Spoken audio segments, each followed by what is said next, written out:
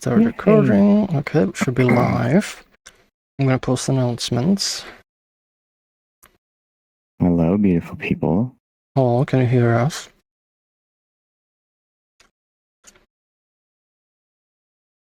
Posting announcement. I heard a pop.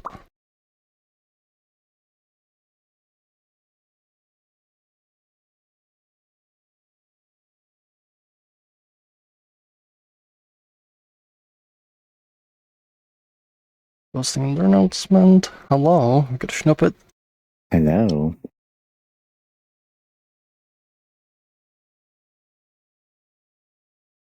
And Because I posting have the allergies. These announcements. particles are giving me allergies. It's fine.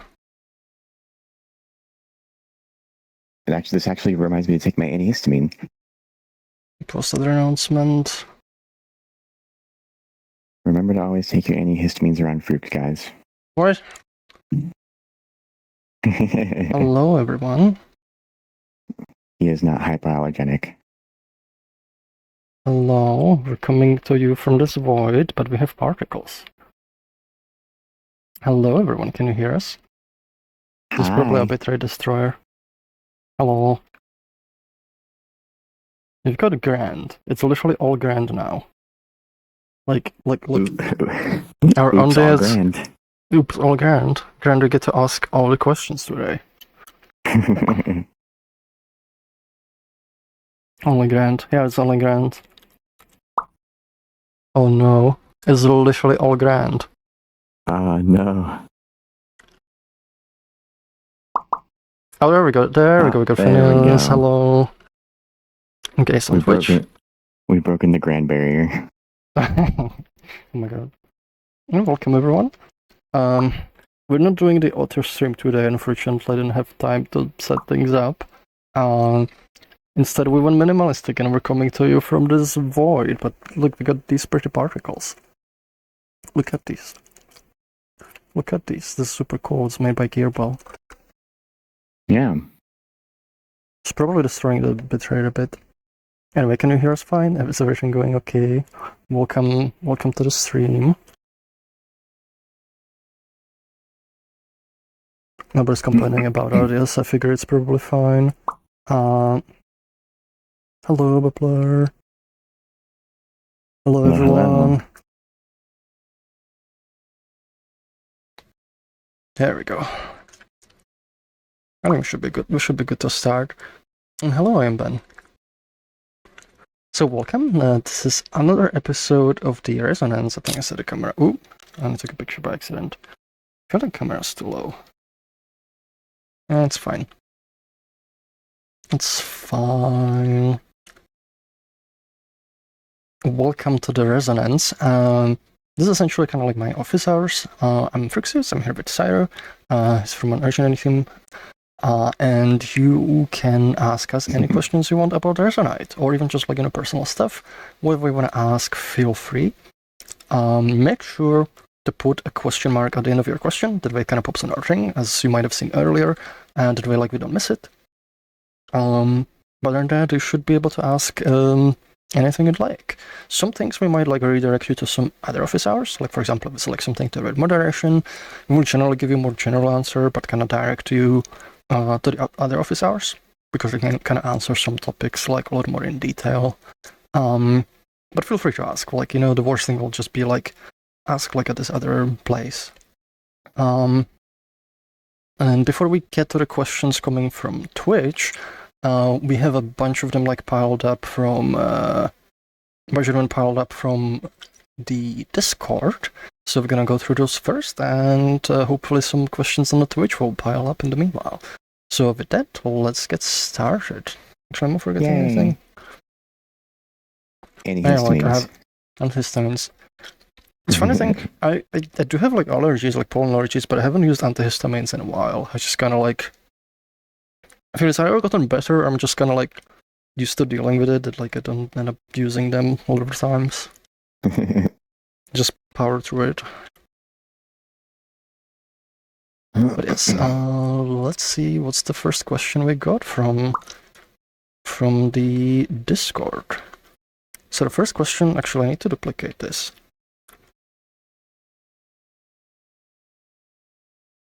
So, Missing is asking, what are the requirements for an event to have its own official badge? Are there some criteria that's to meet, or do you just decide on case-by-case basis? So we don't actually have like formulas of requirements right now. Like the events are sparse enough that like we're just like, if you message us, we'll be like, yay, more badges. It's more, so it's kind of more case by case, but generally like I don't think like we've actually had event contact us that wanted a badge that like we would say no to right now. If we start getting more requests, we might end up like formalizing it a bit more. And we probably say like, maybe like it has to have like certain level of like attendance or promotion or something, but like just getting a little bit ahead of ourselves. Right now, if you have an event, feel free to contact us. I feel like we'll just like, most of us on the team are just like, more badges, yay. So, it's fine. The only thing it might take a little bit for them to be assigned because sometimes it kind of gets bogged down a bit with the processes. We do want to like eventually make a system, so like there's like actual proper badge management, because right now it's kind of manual and we kind of need to assign it on our end. So that would like help us well, kind of reduce some of the workload. But right now it's like just minimal enough. For the second question, Froox, what will you do now that Postshot is switching to prices subscription model? Probably pay for the subscription model. I don't think I have a choice. There are actually open solutions for doing splats. I actually trained some splats on Linux using some of that. Yeah, but they're not as good. They're not as good, but they're free. But they're not as good. Well, you can get results that are just as good. It's just the process is a little bit more involved. It's not worth like. I mean, it's a Postshot is pretty good software, so like I think I might just end up like getting it because I like making splats. I mean, maybe like. I mean, I don't want to like kind of get ahead, but like you want to like poke them a little bit about like we have like cache and splat like support and Resonite, like maybe like can something happen there, but I don't know. I'll probably just have to get a license. It kind of, by the way, it kind of sucks to make a free thing and then make it paid. That kind of sucks. Well, they didn't make it free. Well, I mean, they literally said like they're doing beta. It's free in the beta, but they said like this is gonna be paid like later down the line. So like they were kind of upfront about it. I guess I don't know. I think a lot of people did not. That was not visible enough for a lot of people, to be honest. It's literally like when you subscribe for like you had to register for a license and like it said it there. So I don't know. I mean, it's a company. They invest a lot of time like developing software. So like I don't think it's the worst thing to, like that they need to be compensated for it, like to develop it. I guess, yeah. I mean, same with us. Like like. Resonite's free in a way, but like we're free to apply. But like then people who support us on Stripe who get like additional storage and other stuff that helps fund the development, and without it, like we wouldn't exist either. So, well, yeah, I think that it's perfectly fine to pay people, but I think that even if they were upfront about it, I think that there are probably still better ways to like handle the order of operations of that kind of thing. I think it's fine. Like I mean, they were upfront about it. If like they were literally said like it's gonna be paid, like it's only free like during the beta phase, and they're gonna have like a paid model. So I don't know.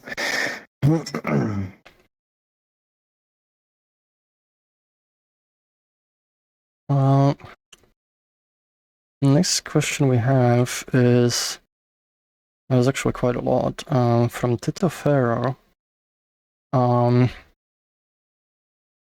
It's understandable the team doesn't need more information when there's high priority module being developed. It could distract them from any information, especially with performance update, which I assume is difficult. As always, understanding consumers will always be insatiable and complain for more. What about category-based survey? You already got survey for priority development, no need to survey for that again. What about marketing team? Then need all data, know how to pull in players, or makes them leave a minute later. Man left kept saying there's nothing to do here. What about moderation team? they let players get a little feisty and have need to voice out their social concern. Maybe they get shocking surprises with the what? What about our theme? They need to know if the visual is any cringe to look at or masterpiece. Made by Michelangelo, maybe it's unbiased and less glazing. They instantly this about dashboard UI, something about navigation. What about events? Do you want to know comments players of who? But yeah, with category-based over help them more knowledgeable with problems and find better decision solutions with the new information they gather. Even if we make survey, there's another problem for feedback accessibility. Consumers want to be served or given incentive to coordinate her with support devs. I believe I asked about reporting accessibility more ago about players being lazy not to report crashes. Basically, crash didn't happen again. Is feedback system will implement beside reporting system? I don't quite know what this is asking about. Like we mentioned kind of last time, we do surveys and gather information like from multiple sources. GitHub is one of them. Other one is like, we kind of watch some of the like social stuff, some people like stuff that people are talking about. And when we feel the need to get more data on something, we will do like a survey or do like whatever else we need to do. We've run like discussions on GitHub as well, where we kind of gather people's like feedback. So it like we already do stuff when needed. And the main thing is just kind of balancing it, making sure like we do it when we actually know it's actionable, when it's gonna like provide benefit to the development. If we just do a survey, we get a bunch of data, but like we're focusing on something else, and we know we don't have time to like others whatever things because we already have like certain set of priorities that are currently underway. It doesn't make sense for us to like spend a lot of time doing a survey and analyzing it when when we know like it won't immediately like lead to something that helps us improve. And it's kind of just like the gist of it. I guess the main thing is like there's also some of the things like stuff you mentioned is stuff we already know. So like we know like there's like certain issues that people have.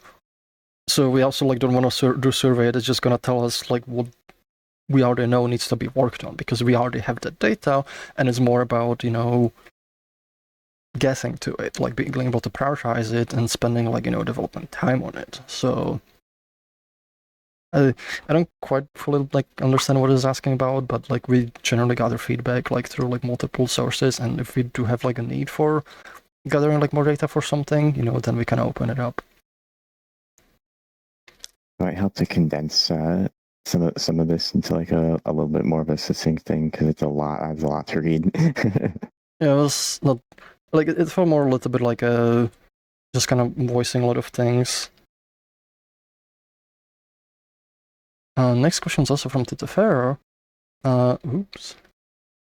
They're asking, it seems people are only asking about hiring moderation team for the whole of 25 except one. Is there plans to hire more developers to help speed up process and get better chances to resolve solve bug in my face? Is there any plans to clip some answers and reply to questions with video clip? And as before, there were 10 questions in single thread. Some questions are interesting, they would like to know what your answer is, but having to manually open Twitch or YouTube to pick every question is quite tasking. This could be great for answering questions that are asking game players by directly referencing clips to them, so chances of repeated questions in this recurring thread are unlikely to happen and could make them remember office hour exists. So there's multiple things in this one again. Right now we don't have like plans to like hire anyone right now. We did actually hire more developers. Like most recently we got J4 on the team, and it has been like helping us with like a lot of the things, especially with like CI/CD processes.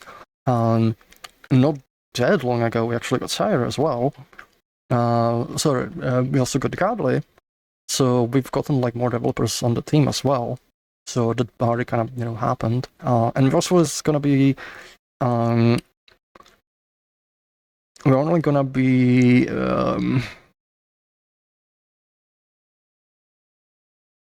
like essentially it's always like a cost, like question of like how much resources we have. And right now like we our resources are pretty tight. So if you want us to be able to hire more people and speed up like the overall development and grow more, we need more support for that. So because like otherwise like we'd have to figure out like we need to like let somebody go so we can make space for another person, and that's a lot harder to do because maybe that person's also like needed, and if we let like a person go, then their responsibilities like need to be spread out, or maybe just some stuff doesn't get done. But yeah, like it is essentially just like, whenever we're able to get more people on the team, we'll be able to get more people on the team. In some cases, like we do, like end up like getting people who are in a situation where they already have like a job, but they can do part-time work for a portion of equity of the company. But it's a lot more kind of strict because like there's only so much of that we can kind of give out.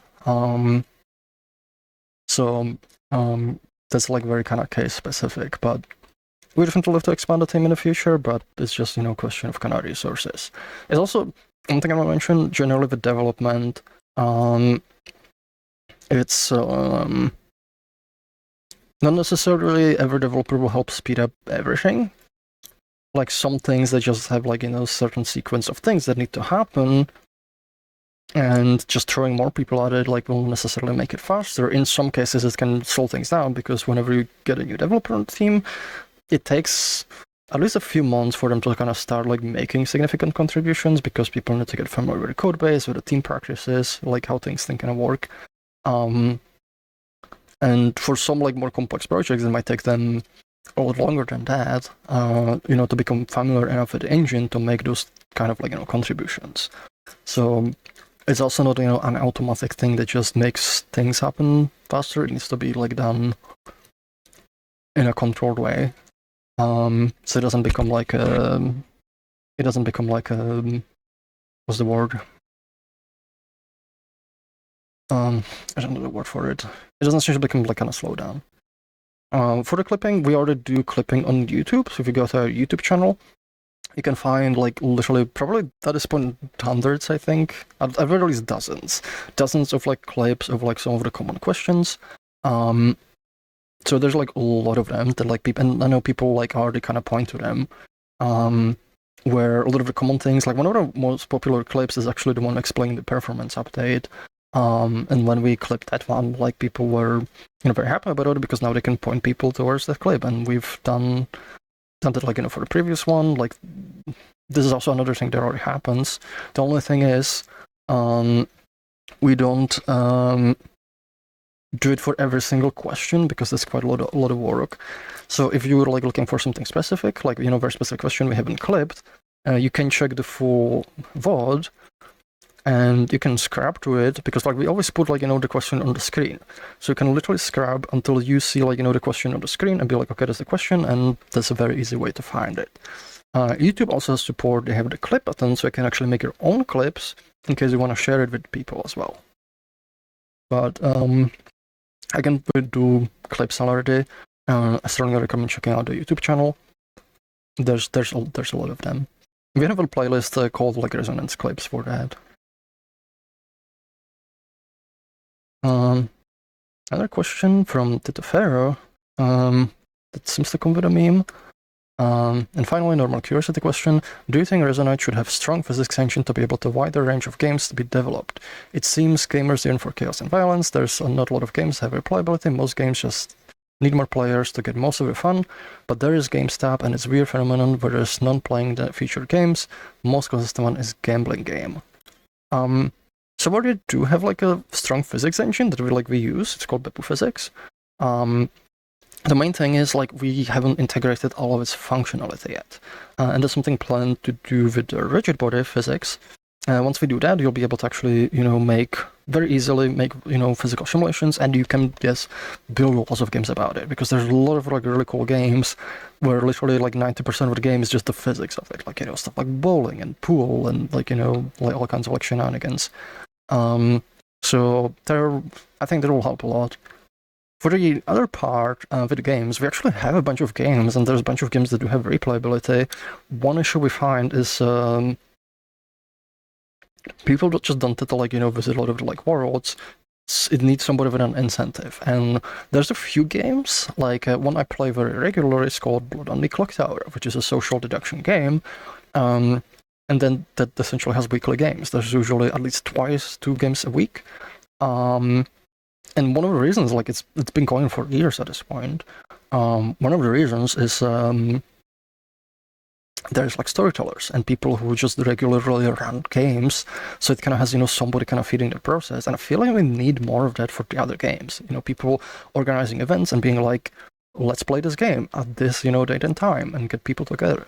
There's actually another one that I like to play that's every Wednesday. It's the Cards Against Humanity, and they're also like, it tends to attract the crowd. And that's been going like, every Wednesday for past few months, at least. It's been a while. And it pretty much regularly attracts a crowd of people. And it takes, it's usually Zenuru and Greyfoxen who host that one.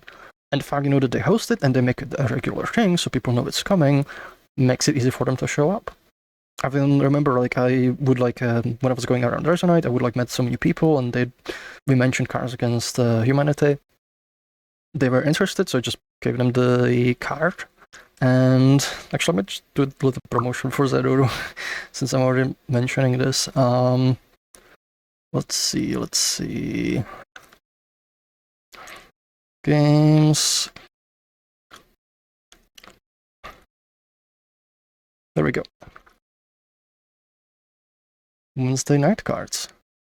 Actually, this might be the old one. Actually, this is the updated one. So yeah, like this is a regular game. And I showed this to like a bunch of people who can, like, who are new, and then I will see them like join the game. So I feel like a lot of the game worlds, they need something like this. They need somebody driving it, like organizing regular events. It's that's usually like all it takes, because we already have like a lot of really cool content on the platform.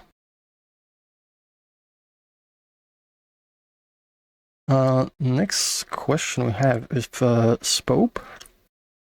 Spope is asking, update on current features fixes being prioritized. So right now we're still kind of focusing on the cleanup, like after split inning. There's a few things that still need to be like sorted out. One of the things I've been kind of working on is making the render essentially be able to be recovered after it crashes.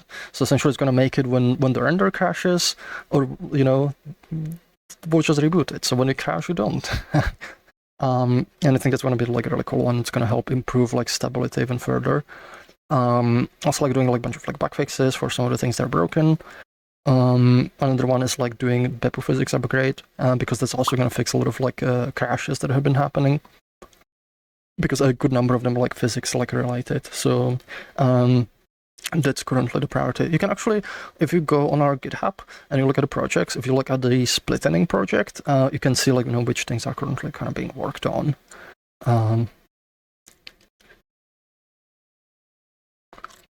Next questions from Grant. There's also multiple questions here. I'm doing magic. Multiple questions. I've recently tried to make collections plugin for Resonite, but ran into some issues when making them, so I have some questions for interfaces you'll make for it. Because of the multiple list types and the weird ways things use nullables work, are there going to be just value object variants for read-write notice, or will there be other variants to handle the weird types? I don't actually really know what you're asking for. Why are they weird? You can just kind of like make like read-write notes for those ? Yeah, I don't quite understand. So this is asking for like implementation details for collections. Like it's a little bit too early. Like that's usually figured out like during the design phase of it. Yeah, like I don't quite understand this question. I'm sorry. This question is, when making flux nodes that have variants, node overloads, what approach standards you take? How many variants to make? For example, collection plugin could do either 2 or 4 variants for writing list, depending approach. Taking value object or value reference object nullable. I mean, usually it's just object. I was gonna say, usually for the start, it's just whatever, however many make sense. It's kind of case by case. Also, there's really only 2 base types. There's objects and values ? I mean, some of it like depends. I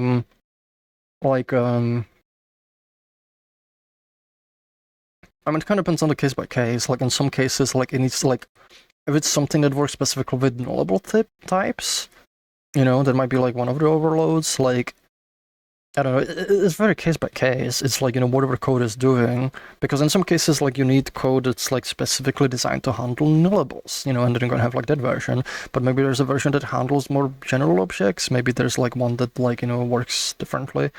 But it's gonna depend on the data type and whatever the node is doing and how generalized it can be. Like, I would say in general the standard is to have as few as possible, but as many as are needed. So if something can be done through like a generic approach, like, like for example, having a generic node, we'll do that one, but if it can't, it needs to be split into multiple types, then we'll have multiple variants.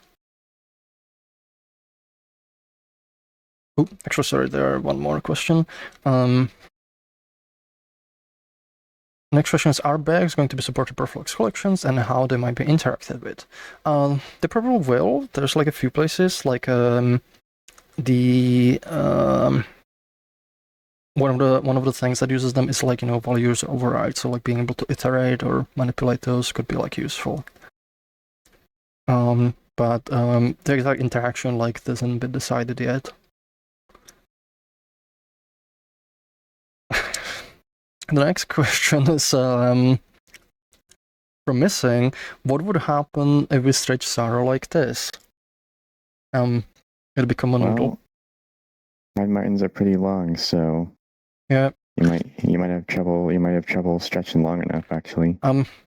There actually is a world. So let's see. I don't want to go there. I don't want to be stretched right now. There's a world, I could just mention it, called like Long Cat Avatar, which is one of MMC entries. So if you wanna find out for yourself and mess with things, like, where's the camera? Check out this world. Hold on, I need to go behind so you can see the title.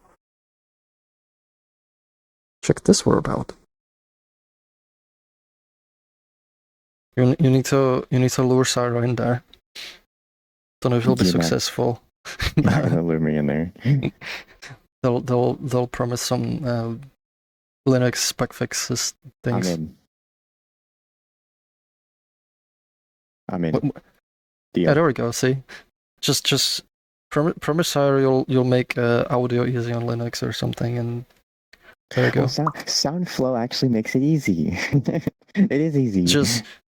So be the SoundFlow developer, and you'll get answer. SoundFlow developer, if you're watching this, I love you. Yay. And last question from Discord is from Ozzy. Not sure it can be answered yet, but how difficult is it going to be updated Beppu? I'm wondering just how much Froox engine version diverged and how much things were changed to even work with Mono back in the day. So I'm actually already in the process of doing that. I'm already like upgrading it. Oh my god, thank you. Oh, the sticky notes have little visuals on the ground. Oh, that's cool. Hold on. Thank you, Jack. We forgot to do the sticky notes. We forgot the sticky notes. Hold on, let's duplicate this. Sorry for that. I'm just gonna message sound off. Jack, I want a custom animation position for the sticky notes.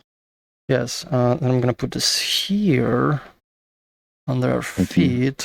There we go. So this should work. Actually, I'll put it a little bit behind us. There we go. And it's kind of hard to hide it because it's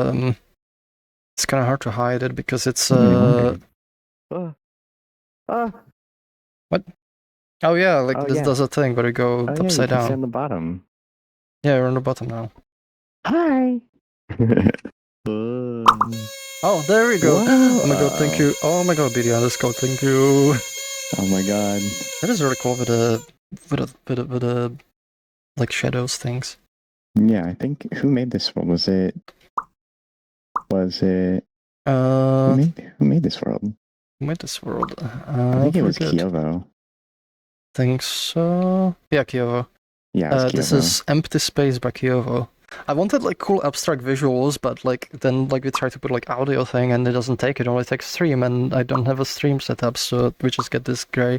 Which actually I don't mind the look of it. It kind of looks pretty neat. That's cool. Yay. You don't want a bitrate nuke? There we go. But yeah, speaking of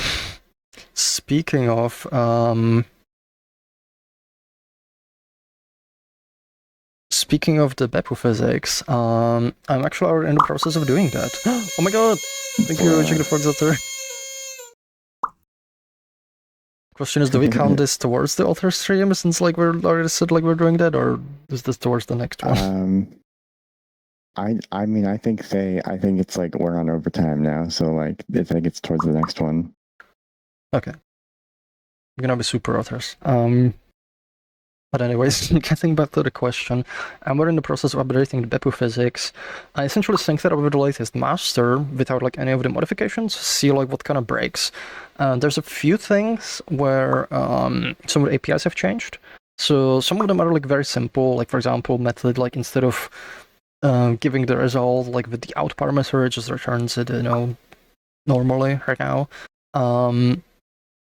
There's like a few cases where like it's a little bit more. There's a few cases where I just had to update like some of the code from the samples. But there's a few where some of the stuff is a bit changed, and I was like, I need more brain power to figure out like how to actually update this properly. So there's like a few things. I don't see anything super huge. Like things are mostly generally kind of like how it is, but like one thing that stood out for me that I'm not sure if I did like correctly is the time stepper, because it actually removed some of the time stepping phases and it seems to have been replaced with different ones, and I don't know if they're fully equivalent of the previous one, so we'll see. I haven't gotten it to the phase like where it can actually compile yet, so it's still kind of like work in progress. There's a few things where we make some modifications to the API. They're generally minimal, so I don't think those will be like I don't think they'll be like huge, but there's definitely stuff like to work through. So yeah, it's work in progress, and I'm still like figuring stuff out. But like I did like clean up a bunch of like the changes, and then I need to sort of port some of the API modifications. And there's like some things I think like we actually submitted upstream, like for example being able to serialize the acceleration structures, so we'll see how that works. And then of course like we need to actually, once it compiles, then we'll need to test it and be like, does anything explode, do things like still work as they kind of like used to, and figure out like if there's like any sort of behavioral changes, because the API is like one thing, and then like the behavioral changes, that's another. So work in progress. But it's probably gonna fix like a good number of bugs, because even earlier today, like in a world like we had some crashes. And I'm pretty sure those are like caused by the Beppu physics, because like it uses something called like trees to sort of like organize the scene and make like efficient queries, but sometimes the trees can get like pathologically deep, and because it uses stack allocation, it can exceed that and essentially just corrupts itself and explodes. Very recently, Norbo, who's the author of Beppu physics, he actually added a fix for that. So there's also like some with like convex Hall colliders. So I think that's gonna fix a good chunk of like crashes, because some are caused by that. So soon TM. Also, so by the way, sorry, I was gonna say, by the way, Mr. John Beppu Ross, if you're watching, you made an awesome physics engine. It is super cool. It's very cool. It's one of the, like, it's kind of funny that like you get stuff like physics, and you got stuff like bullet and so on, and then like it just got this guy who just makes rival physics engine C#, and it's like really cool and can rivals the others in performance, and it's like, and it's native. It's native. That's the best thing. It's like one of the reasons, like when people say like, oh, C# is slow, like it's like can do stuff like, even this is think, oh my god. If you think C# is slow, go look at the Beppu demos. Oh yeah, like you can make things like really, really fast. It's one of the reasons also like I tell people like we wouldn't necessarily rewrite like Resonite in Rust. You can write a very high performance C# code. You just have to be like particular about it. And also this is like, I remember when I see like this particle system for the first time, I'm like, this is so smooth. Why is it so smooth? And it's like, this is also just C#. Like I wrote the particle system, and it's like really running really neat. It's doing a lot of cool things. I'm pretty sure this like rivals like the amount of like particles that like some like GPU particle shaders are doing. Like some people actually ask me like, oh, like when did Resonite get like, you know, when did Resonite get GPU particles? You know, this is not GPU, this is CPU. It's the CPU I'm particles, like, man. I'm like, you have it's probably killing the frame rate, not frame rate, bit rate. I thought that's just the camera thing. That's a high compliment. Hold on, let me. There's one of the camera, so it's a little bit better. There we go. Does this work? I need to tilt it a bit. Okay. Whoa. Okay. So we can get to the other things now. So first we got Snoopit from Grand UK. Should I consult my Snoopit list? I haven't done that in a bit. I mean, my Snoopit would be I'm still kind of been kind of brain foggy, so it's been kind of difficult to focus on things, but I already did like last week's. Oh, this is not it. Let's see. Do you have a Snoopit in the meanwhile while I'll search for this?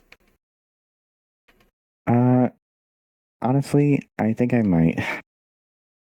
So this is, I don't think I blame any one particular person for this, but what makes me like turn into ash and explode and stuff is when I like go to a really big world and like it looks super cool, but all of like the things are like mesh colliders, or like they've stuck like a bunch of really heavy items that they didn't look inside before putting in the world, or like there's just so much, or like they have like a bazillion alpha like things overdrawing all the time.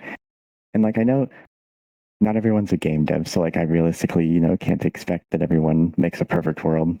But when I see that, sometimes I like wither and die inside because I'm like, no, please just convert it to primitive colliders. Don't use so much alpha. Oh my god.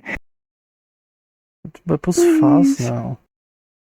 Oh yeah, we don't need to optimize anymore, right? Because on Net 9, it's all optimized for you, right? Of course. just not real, guys. Please don't take that to heart. You do need to optimize. Don't use mesh colliders all over, please. Please do collider passes on your world. That's actually the biggest one, is when people don't do collider passes on their world. Please do collider passes.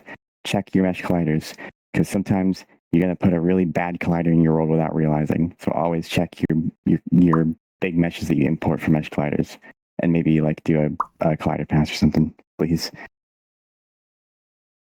I got one Snoopit is actually related to my last Snoopit because of the brain fog.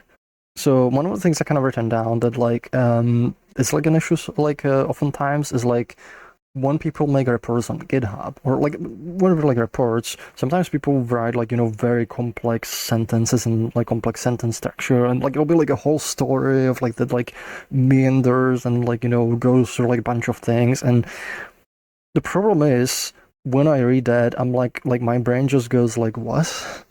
And like it becomes like very hard to parse, and oftentimes my brain gets very tired, and I'll be like, I don't know what it means. Like it's just actually. Wait, did I do the snippet already? Because like I mentioned, like I wanted to show the like books. What does it mean? And I already remember showing that one. I don't remember. I'm sure I might have been in a different context, but that is one of those things, especially like when I'm like very brain foggy and when I'm very tired, and I like read like a paragraph. I'll be like my brain's literally like I have no idea what it's saying. Like I don't know what the person's trying to like say. The problem is I don't know what the motivation is. It's just meandering and like waving through things, and it's like way too complex. And what is the easiest thing? What is the easiest thing to like kind of make that easier on our end? One thing I love is bullet points. You just be like this, therefore this. Like make it very provide like important information, but make it very succinct. And make it very like straight to the point and keeping to the facts. Like we don't need to like know, but like story of like oh, you were talking with this person and doing this and doing that, and like and this led you to do this and so on. Like we're just like this is the problem, this is what I do like often, like this is what causes like, thing, this is the thing. Like be like very bullet pointy, straight to the point, very kind of concise, but also like, providing the crucial information. And that makes things much, much, much easier to process on our end and much easier to just understand like, what the issue is kind of about. So that's one of my snippets. And it's kind of hard because like it's oftentimes, it has to do with tiredness. I'll be like, just sorting through a lot of things and my attention's already kind of low. And also oftentimes I'll be going through lots of issues. So like, we have like a bunch of stuff like that. It's one of the things that people don't realize is like, you maybe make one issue, but on our end we have to look at like, hundreds of issues from lots of people. So there's like a bit of like asymmetry there, where like, you can spend tons of time on the issue, but we cannot spend, the same amount of time like processing it. So making it like good, making it concise, making it very like straight to the point, that helps a lot, like, just kind of process things. And I'll mark this issue as mentioned, so I don't review this one. Next question is from Grant K. Grant is asking, where did I put this? Is there going to be official UI for selecting what plugins should be loaded in sessions in your cloud home? Right now, there's only a mod for it. Eventually, yeah, we want to make it like, so you can essentially be like, I want to start a session and I want like these things to be loaded as part of it. If we have like mods like installed, if we have like plugins installed, you can selectively activate them, for particular session. The system's already like prepared for it on technical level. We just need to like, make some sort of like UI to like be able to do that. And that's not going to happen until we rework those UIs. Next question's from Grand UK. Grant's asking, right now plugins basically always use the core type and dependency is treated similar to optional. When is the plugin dependency type going to work as intended so plugins can pull in dependencies? I don't actually know what you mean.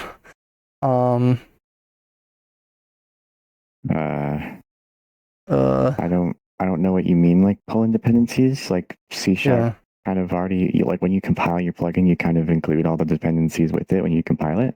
Yeah, dependencies should be. Yeah, like that's not something like I don't really understand. I don't get because it. Dependencies, that's like something that's automatically kind of like handled, like it should automatically like load those dependent like assemblies.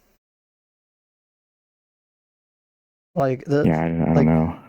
Yeah, I don't quite understand like what the questions about or like what you're doing. Like what kind of like issue or like seeing with that when help give us more context. Next question is Ultraman Legato. Wait, you guys are in the void. Kinda, yeah. And it's kind of a nice change of pace too. I like kind of like abstract worlds like this. I was wanting to have like nice abstract visuals, but like we couldn't get it to work in time. So yeah. So what is this? You get this. You get. Oh, where's the particles? Oh, here they are. There we go. You get this. Get nice particles. Look at this. Pretty. Assuming the bitrate isn't absolutely demolished. Next question is if the EU CSA regulation passes, how do I affect Resonite? I'm not actually familiar like with the details of that one, so like I don't know right now. Oh my god, thank you to the new score in Valorant. Oh my god, there's so many. We haven't even decided like what this one is gonna be going towards to. Let me just see what like thing is. The Cybersecurity Act. Honestly, right now, like I can't like give you like an answer because it's something we haven't like evaluated like fully. So you might want to like ask like later.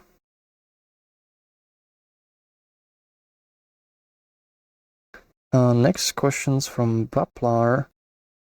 For eventual iCare work, are there plans to support custom poses like crouching? I don't know what do you mean by that exactly. Like, but IK, like if you crouch, like you crouch. Like, do you mean, like, what do you mean? I don't understand. I'm sorry, I'm just having trouble understanding questions. Sorry. Yeah, like, what?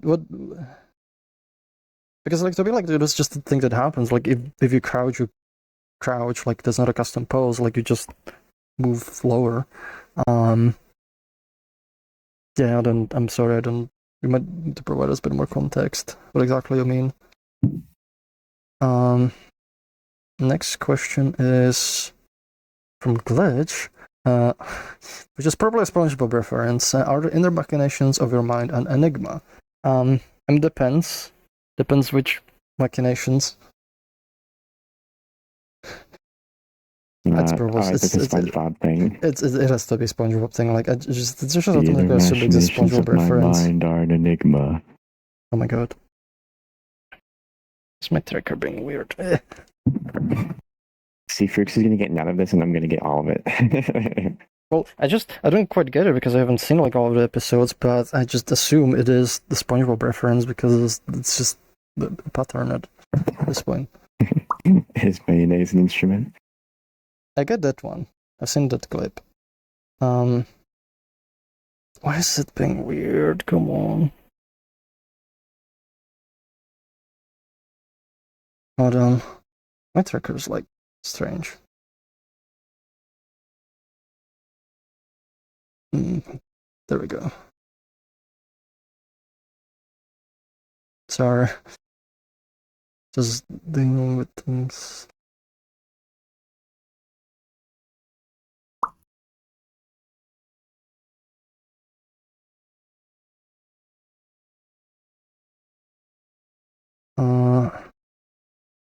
Next question's from Ace on Twitch. How many subs will it take for a stream where Froox can only speak Czech and Syro can only speak Tokipona? They'll probably need a lot of subs that are specifically Czech subs because we would need to have like how would that like work? Because like nobody would like, well, not nobody, but like very few people would be able to understand us, and we wouldn't be able to understand each other, which is also a problem. My Tokipona is pretty rusty because I don't practice it a lot. So if I say gobbledygook, correct me. But mi wele Tokipona long tempo mute. So I have no idea what you just said. I said I will speak Tokipona a long time from now. A long time from now. I could speak Czech, but it's also weird because I don't really actually. I use like English way more than I use Czech nowadays. So especially when it comes to like technical things, I'm like it gets a little bit weird for me. But the main issue is like people wouldn't be able to like understand us, so or very few people will be able to understand us. So I don't know if it would like work from practical sense. I mean, I can actually say things in Tokipona like occasionally, but you know. You know what? There's like a part of it is like where come on, why is it I don't know why is my tracker having such an issue today.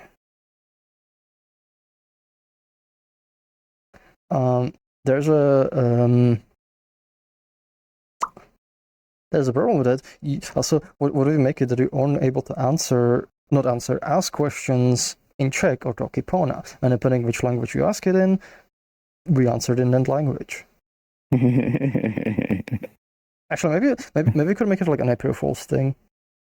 Just like we talk like in those languages, and you can only ask, in those languages. So you'll have to use a translator to like, make your question unless you speak Czech, or Tokipona, and then like you get answer in Czech, but like you'll have to translate it back. So it's actually really hard to programmatically translate Tokipona. You would have to use a neural network translator for it. Yeah, I can imagine.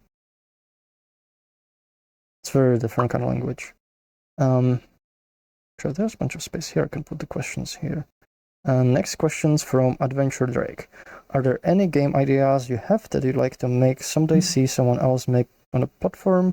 You mentioned a few games that are already on the platform, but what have you not seen yet that you'd like to see made?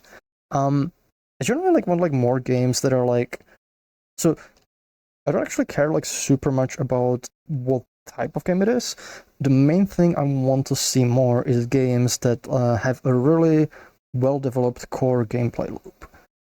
Because that's like one of the things that oftentimes like makes or breaks games, whether people play them regularly or not. It needs to feel good to play, and there's a bunch of games, but a lot of them like they end up like being a little bit clunky, and it kind of makes it actually harder to people try it out, like it's kind of fun like for a bit, just discovering new thing, but then they don't replay it because they're having issues with it, and it's ultimately kind of like hurting like the replayability.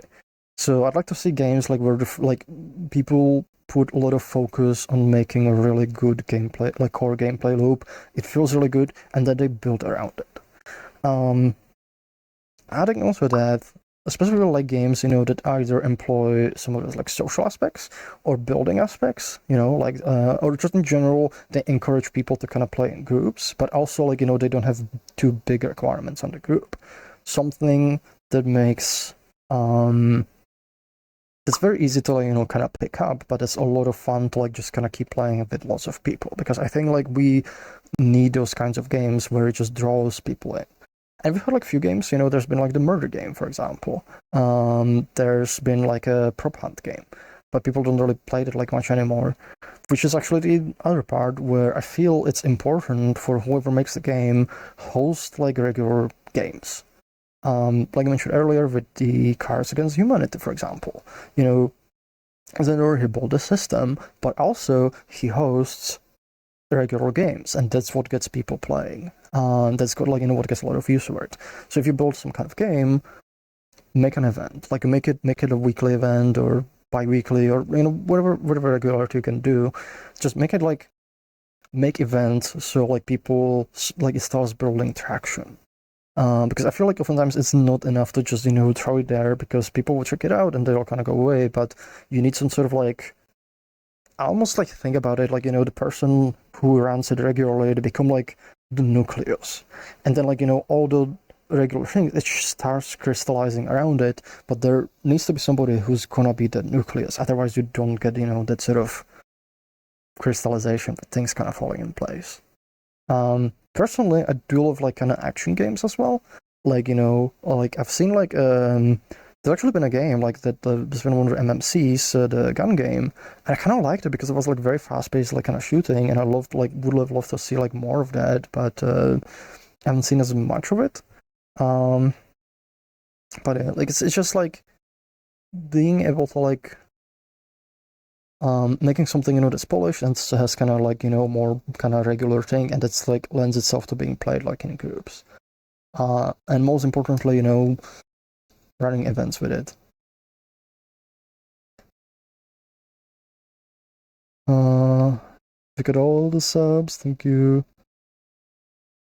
Valorant is fan of Resonite. I don't actually, I'm not familiar with them, so I don't know, I'm sorry. We got one from Grant. These particles are actually getting a bit distracting in my face when I do this, but they're pretty. Greg is asking, related to the collection questions, if I made an object input of type T and intended to have both slots and strings to be input, I had to make the type restrictions be very generic, which means I can cast async list, more generic list type to a sync ref list for slots, since it requires type restriction like our element the string doesn't implement. So I don't need to split the object strings from references, lots object, and that forces lots of node overloads. I mean, you kind of have to do that because like they are like if you're doing different things depending on the type, you need to have like different nodes to do different things. Like there's not really a way around it. You could have a node that just like accepts any object, and then like you do like a switch statement depending on the type, and you cast it to the type like conditionally, and then run different code path. But also that's gonna be kind of ugly. Usually you just want to have like overloads. If you're doing different things for different types of objects, then by definition you actually need different nodes because you're doing different things for different types of objects. Yeah. And that's that's just natural. Like it's almost like I don't know if a good analogy. What would be a good analogy? It's like, I don't know, you have like a... Yeah, I can't think of a really good analogy right now. I'm say like you have like, so you have like in their work, you have like, you have trash. And you want the trash to be processed as best as it can be. And it can be just normal trash, it can be recycling, which can be paper, plastic, batteries. It can it can be like what's it called, like bio waste, and like depending on what it is, you can't all process it the same way. Like it needs to go into a different bin, and then like the processing of it is different because they are fundamentally different things that need to be processed differently. So, and there might not literally be like a way to kind of like unify that because you're just processing different inputs.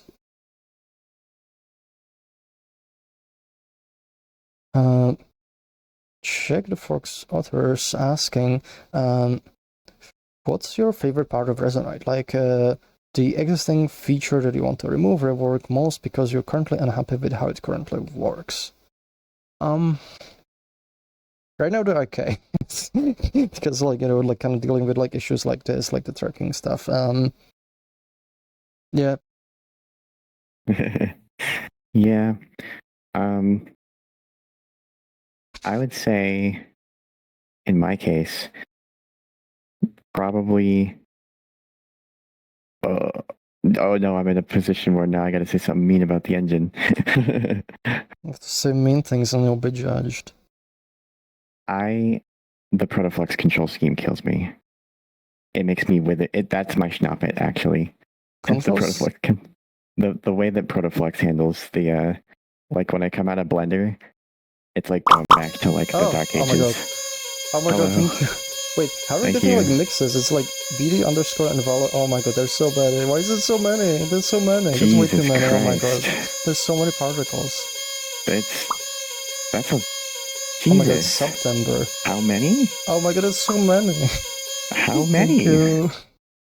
Wait, I don't know. How is it from chat. How is it from two people? There's like BD underscore and Valorant. Well, thank you both. Well, anyways, thank you. But yeah, the like coming out of Blender and stuff, like switching from Blender to Protoflux and back. Blender is like Cyberpunk 2077 super future, like space age, fucking like awesome, like so many keybinds. I love it.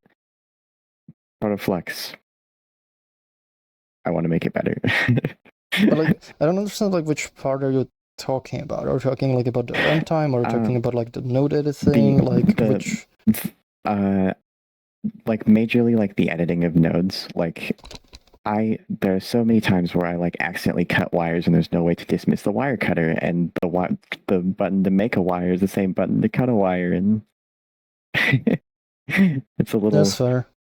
I think it could be. I think it can be. The editing is very basic. It's there to like be able to edit, but like it needs a little more love to be put into it. Because a lot of the things, like a lot of the systems, like we kind of build like the basic version of it, like just so it kind of lets you do this thing. But like the system needs a lot more love, a lot of focus, and there's lots of things we want to do with it, but it takes time. Yeah. So the want is there. It's just time. Sometimes it's also like figuring out what's actually the best way to like expose things, because we also want people to be able to build their own tools and expand the system, because part of the philosophy of Resonite. And we got like some things like like IOV like making their Protoflux tool with like aligning and stuff like that. So like doing stuff that makes it easier for people to build their own tools and workflows, I feel is also like important and a really good way to approach it, because it's almost like whatever time we invest into making systems like that, it's like a efficiency like multiplier, because like we do something that like might not be huge amount of work on our end, but it opens so many possibilities for the community to like build around. So some of the things we might also do is like going to be like along those lines.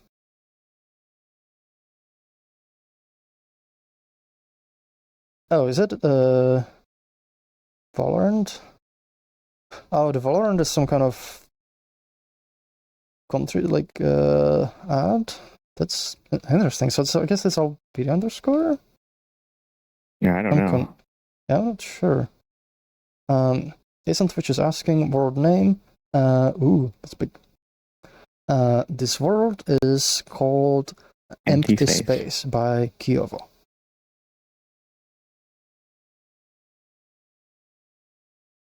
Next question is, oh, wait, where's? Huh? There's a thing behind. Where? What? Oh. Oh, there it is. Oh, there. I was like, I see like something on the camera. I was like, where is it? So the question is from Circad1.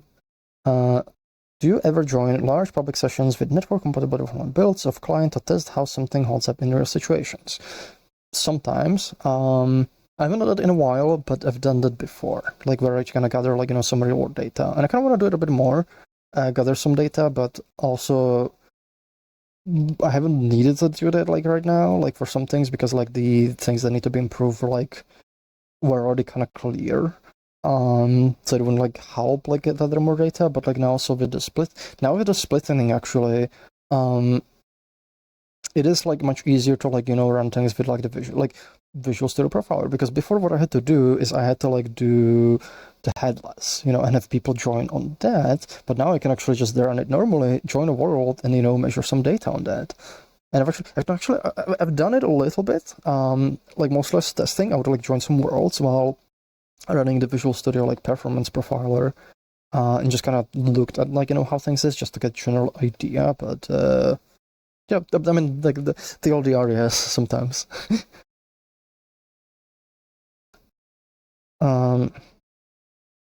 Next questions from Granny K. Are your systems oriented systems to be able to hot load, reload, unload plugins at the runtime instead of restarting Resonite adding command line arguments? So you might be potentially able to like load them. I don't actually know about unloading, because I know there's like some restrictions for like unloading things like live. I haven't looked into that like in a while, so like I don't know what state is it in. But potentially like hot loading might be possible.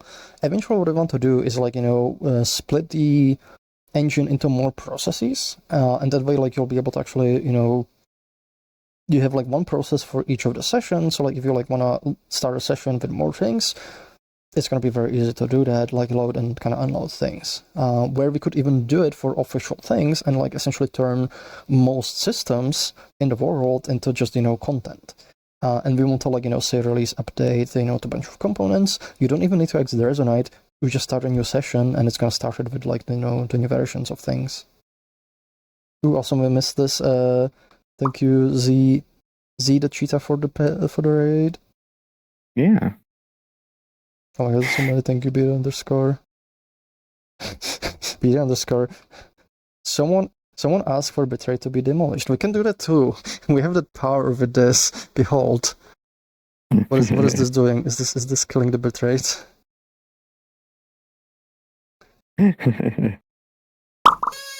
Oh my god. Oh boy. Are we going to Betray Demolition War? Like we can do both at the same time. Thank you. Thank you so much. It's party. Oh wait, wait, is this? Oop. My grip is a bit. There we go. So this is the next question. Next question from Baplar. I mean, if I wanted to make character look like it sits down like Scrolls instead of just literally crouching unless I'm walking around, would something like that be possible?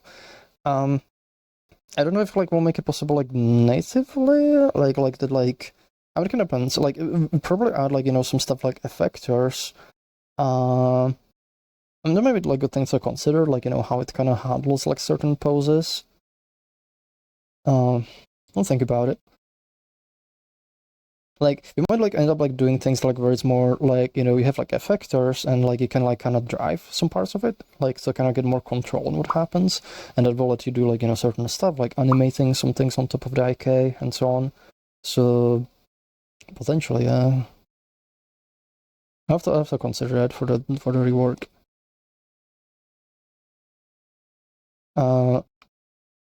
I'm Ben is asking to rephrase my previous question. If EU passes chat control, how would it affect Resonite? And the same answer, like we haven't like evaluated yet, so like I can't really give you an answer right now.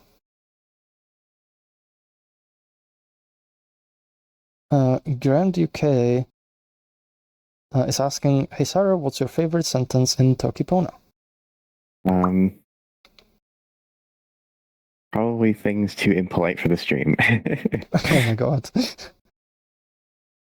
we need a AD stream just for to be able to have like swearing language. Oh my gosh. I already know how to, like, I saw this and I'm like, I immediately know how to answer this one. Orion is asking, you need to schnupp it.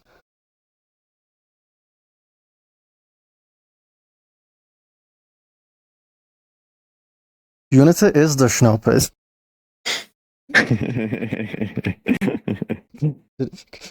Generally, did you expect any? Did you expect any other? Actually, wait. I have also a thing. I have a thing that I want to show. But question: did you expect any other answer for this? Some of my dialects, so now it's there we go. I have a thing to show you. I have to go to my memes folder. Pictures, memes.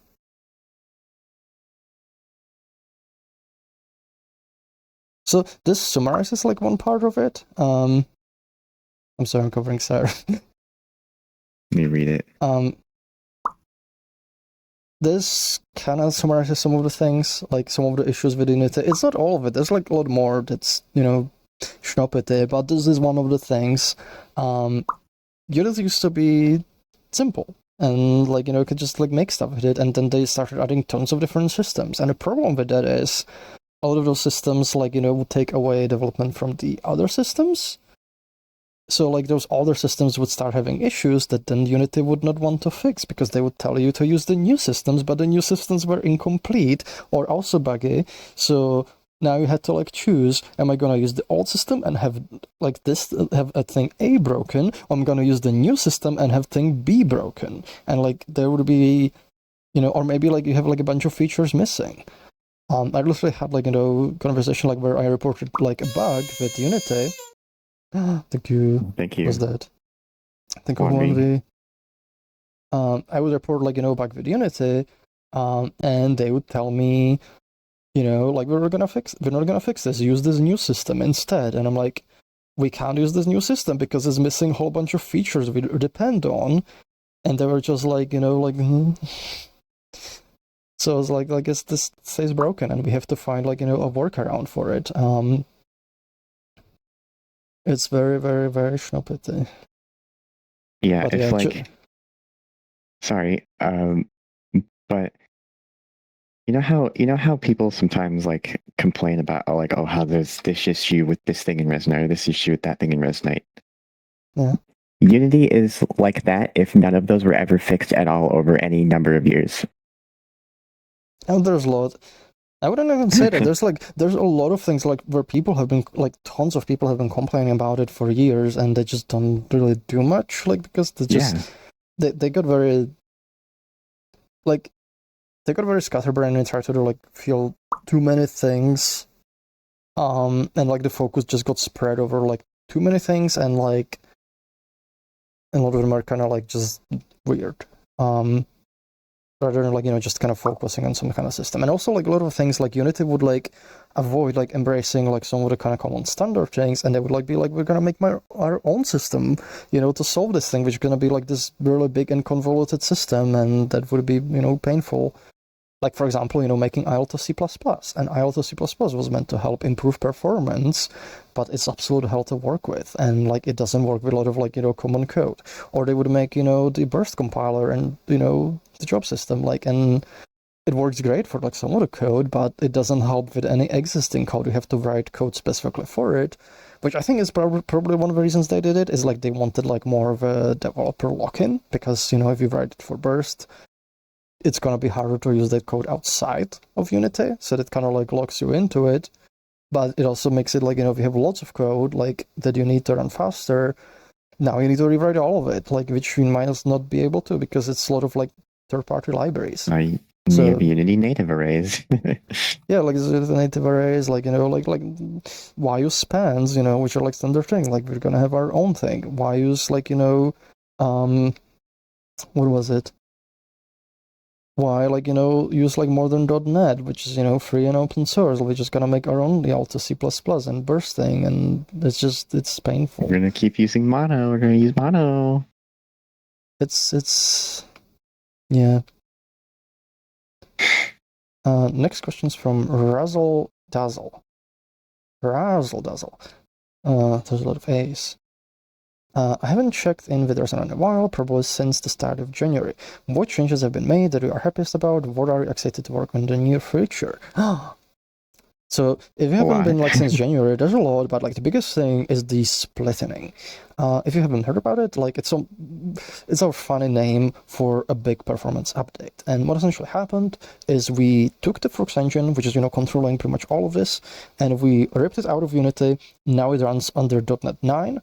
And it's like way more performant. Like it's just like order of magnitude at least. Things like this, you know, like this is like running super fast and smooth, and you can have big worlds with lots of people, and, you know, you still have like livable like frame rate.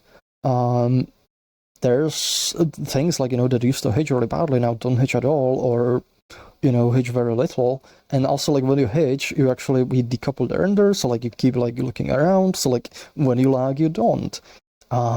It's like helped with so much stuff. Loading way faster, like words that would literally take minutes to load before, like now load within like 10 seconds. It's like insane. And it's been like a very long project, but I feel like it's one that's been like the most impactful update we've done to date.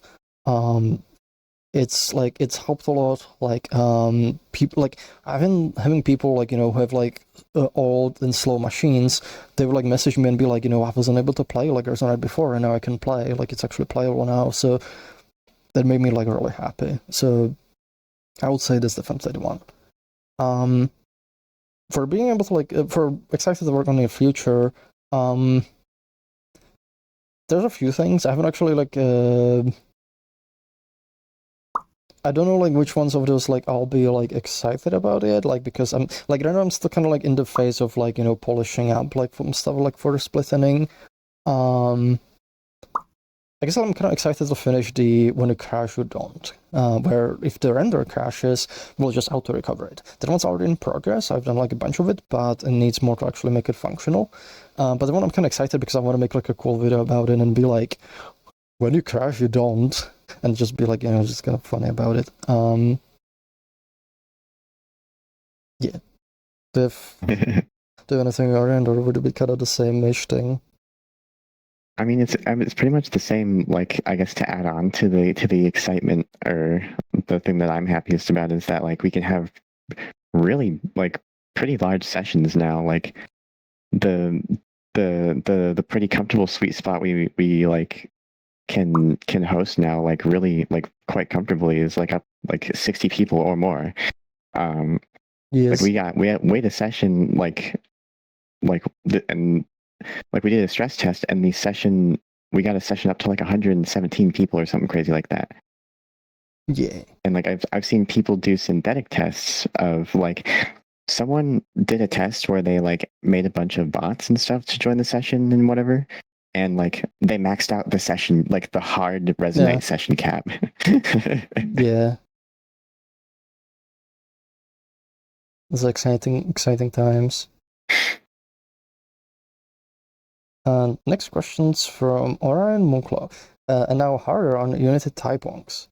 It's actually not that harder because like there's like stuff about Unity that's been like great. And one of the things I really like about Unity the most is sort of like, you know, its general kind of approach, you know, how things are, you know, like the scene hierarchy, the component system, and so on, because I feel it makes it makes the development a lot more kind of accessible and simpler, and a lot of it, like, inspired Resonite, like, how to kind of model the game engine, how to make it very generalized. So there's actually one of the reasons I'm like really upset with what happened with Unity is because there's been a lot of good in Unity, and it's like a thing has been like a really generally well made like engine. Like, it made development a lot more accessible. It made it a lot easier for lots of people.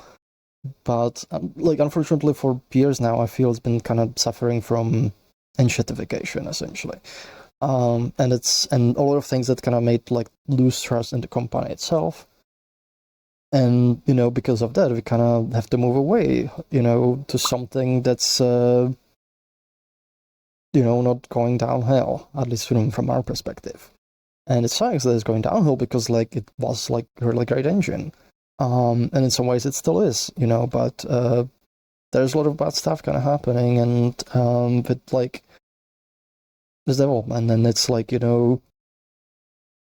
upsetting that is happening because like we don't want it to be happening. Like, if we could, like, we want to keep like using it. Like, if we kind of working on some technical issues, if they like gave like developers more control, but also the technical issues are now like more minor. It's more now just the trust in the company that's been damaged to the point like where we just, even if they fixed all the technical issues, we still like wouldn't want to work with them because we don't know like what's the next thing they're gonna pull that's gonna screw the developers over just for their own profits. But yeah, like I would say, like, it's the general kind of design of the engine. I feel like that's been very impactful for the game developer industry as a whole. Plus, like, some of the other stuff, like, for example, the asset store. Like, Unity literally got, like, I feel like Unity has been the large contributing factor, like, why Unreal Engine became also, like, kind of more accessible, and why Unreal Engine, like, made its own marketplace. Like, because I feel Unity was, like, at the forefront, like, of, like, those innovations and improvements, and that allowed a lot of really cool games to be made. So yeah, that's the typons. If you want an example of a cool engine, though, you should check out Godot. Yeah, Godot was like very, and everyone's like actually feeling better about like the future of it because like it's open source, so that actually gives people more control, and it means like it won't just go down the road of enshittification like that. Next question is Modify Arc is asking regarding issue 1294 GUID data model native support. What do you mean by people abusing GUIDs for making 128-bit integers? So anytime like we add like something like that, people end up like using it for things we literally told them don't use this for because it's a very bad idea, and people end up like using it. Like, for example, the most recent one is with spherical harmonics, and people would just like feel like this is not like a data storage, this is specifically for math things, like don't use this data storage. People just find ways to jam as much data in it, and then like things explode, and they're like, can you fix this? And we're like, no, because like this is not meant for this. In fact, we're actually gonna restrict like using it this way because like it's making things really bad. And that's always kind of the worry about things is like when we do things certain way, people end up like abusing it for things it's not meant to, even if like we give warnings about it, and then that creates like problems down the line, with like content compatibility and stuff like that, and it adds a lot of extra work on us because we have to deal with like compatibility issues and like bugs and like whatever problems it causes. So unfortunately, it's one of the things we kind of conserve when prioritizing things, and we might be like, well, before we add this thing, we actually might want to add this just to prevent people from abusing it, or maybe we want to add mechanisms to prevent that kind of like abuse, because if we just leave it as is, then people end up like using it like for ways it shouldn't be used, and that's gonna put us in a bad spot. It's gonna put us like in a corner where it'll take a lot of effort to like get out of it. There actually is a thing I'm kind of considering, because with .NET 9 it has support for 128-bit integers, so we might expose that. There might be just like a better way to do it, because now it actually has native support for modern time. It's one of the kind of primitive types, so might be worth like looking into. It'd be kind of neat if we could have like value tuples as well. That'd be cool. I can actually have some tuples, I think. Can you? I don't actually. Actually, it might not be like allowed. Like, I don't know. Those are a little bit trickier because they're like usually requires generics, and that's like, where the spherical harmonics kind of led to explosions. Yay. I think it might be an issue for them one too. Next question we got is from Sloppy Corgo. Hello, Corgiderp. Actually, I think that's a sprite that's not rendering. Is this Q&A? Yes, it's Q&A, as you can tell by us answering your question. If you want to ask any questions, this is called the Resonance. Ooh, why is my tracking? Oh, there we go. This stream is called Resonance. It's essentially kind of like mainly my office hours, where you can ask anything about the Resonite. Whatever you want to ask, whether it's with the platform development, its philosophy, future, past, the team, like even just personal things, feel free to ask. Make sure to put the question mark, like the way we kind of did here, and that way it pops on our thing, and we can answer your questions. So feel free to ask whatever you like. Some things we might like redirect you to some other places where you can get better answers, but like we'll try answering things where we can.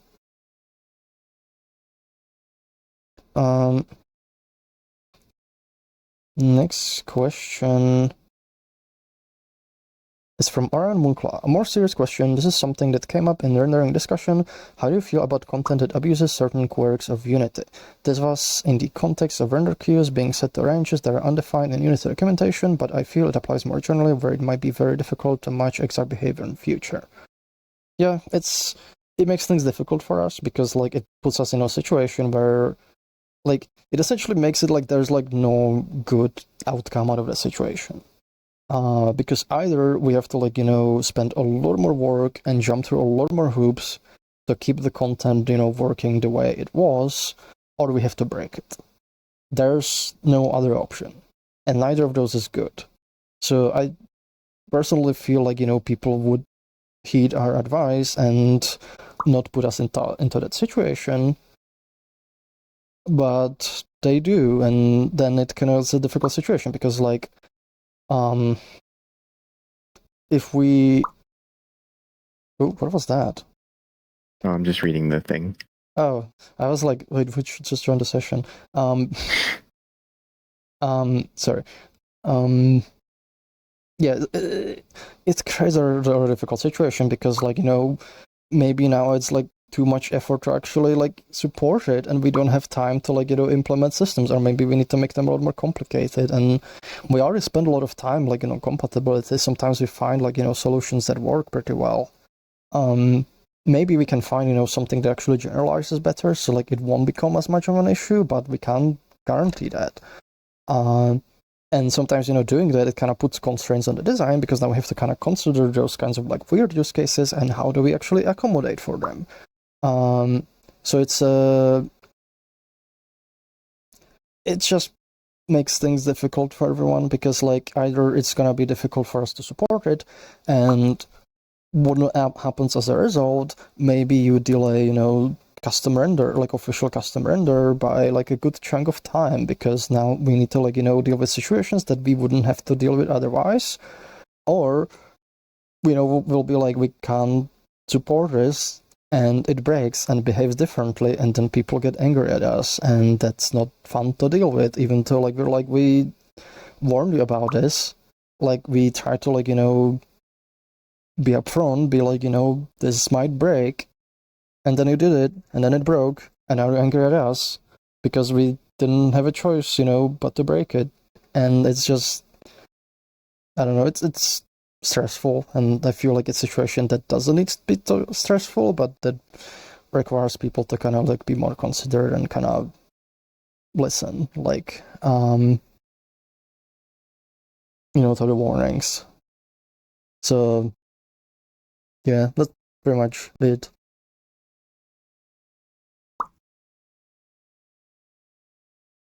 At the very least, if people were to want to like abuse some features, is like make content that like doesn't rely on it. So like like you're just playing around and you're prepared for it to break. And when it breaks, you like like if you're the type of person like you mess with things that we say this will break, you mess around with it, and then it breaks, and you're just gonna be like, yeah, I expected it to happen, like you told us, like then like we don't really have an issue because you're like, we gave you warning, we wanted you to know. You can still play with it, like we won't be like angry for you playing with it as long as you understand, the limitations.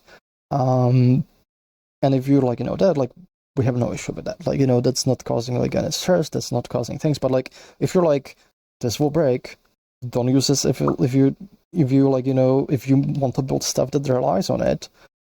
And then despite that warning, you build stuff with it and then it breaks and then you become angry at us, it's like what we do like on our end. Like we try to be upfront, we try to prevent this to happen. You made a choice to ignore the warnings and now you're paying the price, but you're making us pay the price. And that's just, it's not fun. Oh my god.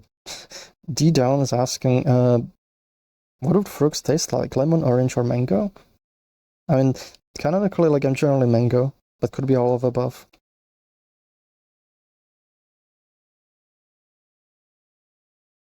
Modified Arc is asking, why is Neo still censored on the wiki?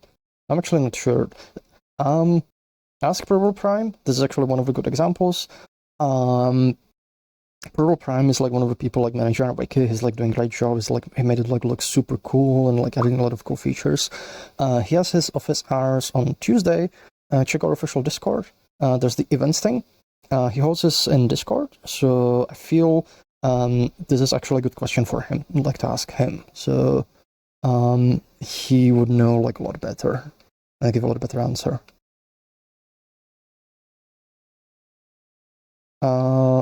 Next question.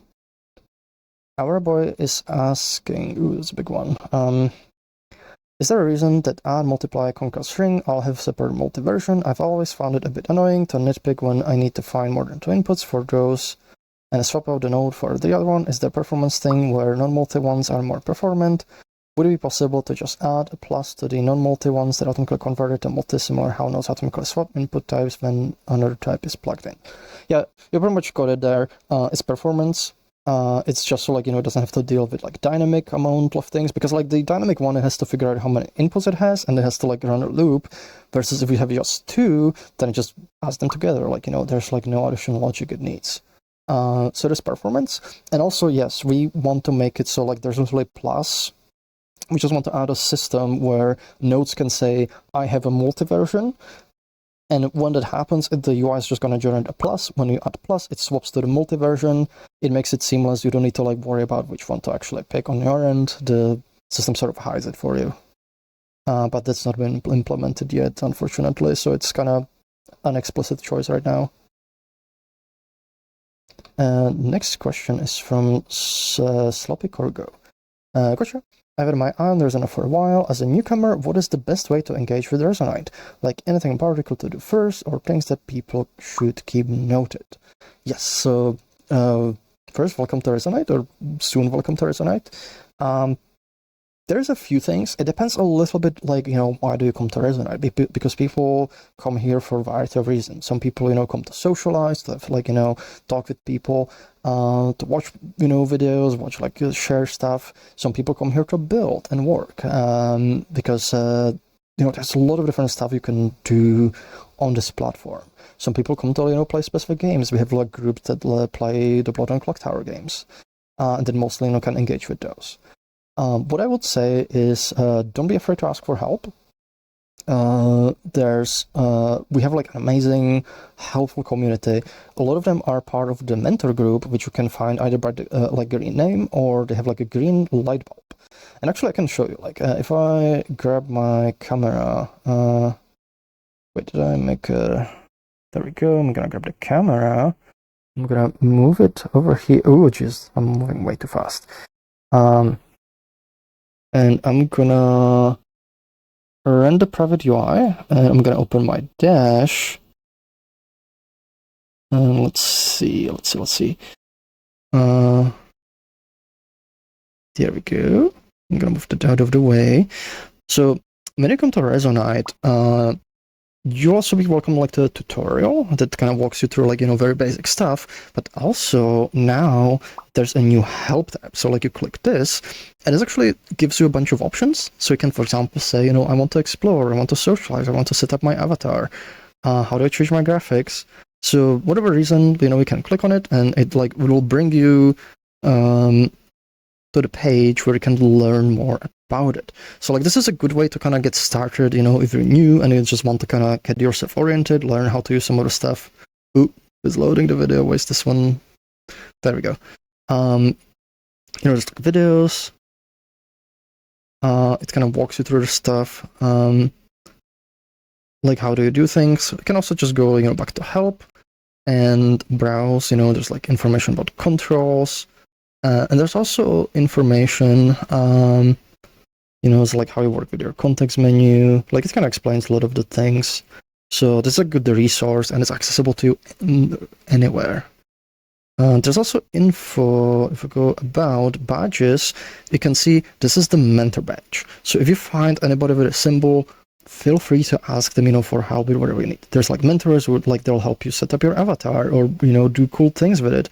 Or there's mentors who will, teach you how to like do programming with Perfectflex. People are very helpful. People are like super happy to help. Like, sometimes people are like afraid to like ask for help because they don't want to bother people. I like to flip it on its head and be like, you're gonna bother people by not asking them for help. Like, like our mentors, they're literally like, they love like showing people around. So, don't be afraid to ask them. Like you'll be making them happy.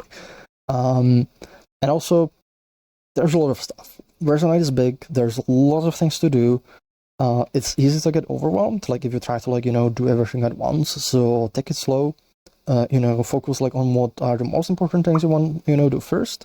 Maybe it's, setting up your avatar so you can be comfortable, jump to like, various like spaces.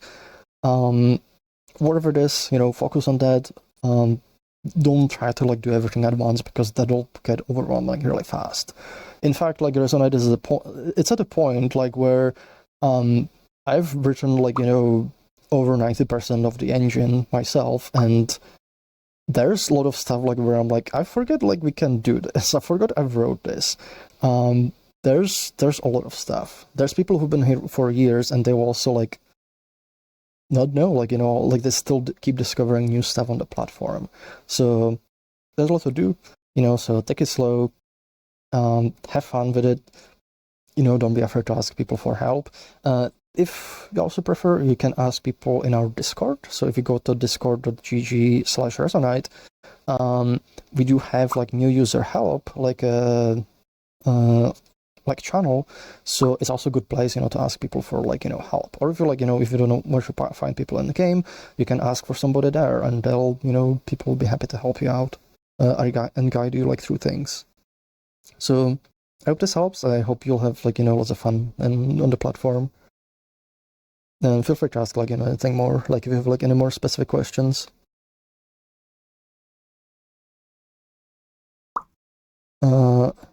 Yummy DevTool is asking, have you seen Tokusatsu Media, Power Rangers, Classic Godzilla, Kamen Rider? Do you have any options on it? Do you have opinions? I think I've seen Power Rangers a while back, like when I was a kid, but like I don't really remember much of it. Have you, Sarah, seen any of this stuff? I have. I don't really care for Power Rangers and stuff. I'm sorry. Yeah, unfortunately, not too into those. Yummy DevTool was asking, was the Tokipuna stuff just removed, huh? What? I don't think it's been added in the first place. I know there's like been some work on the translation, but like I don't think that actually went anywhere right now. Yeah. I don't think it was like finished. Yeah.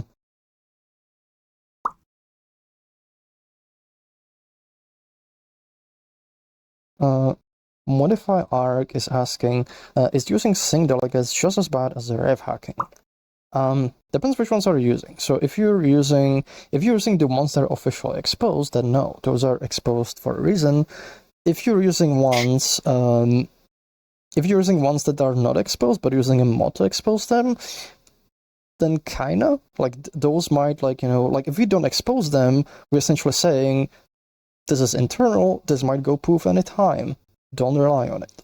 So it is like similar situation with that. If you're okay with it breaking, then you can use it, but be prepared for it to just poof without a warning. Like we don't guarantee that they'll stay around.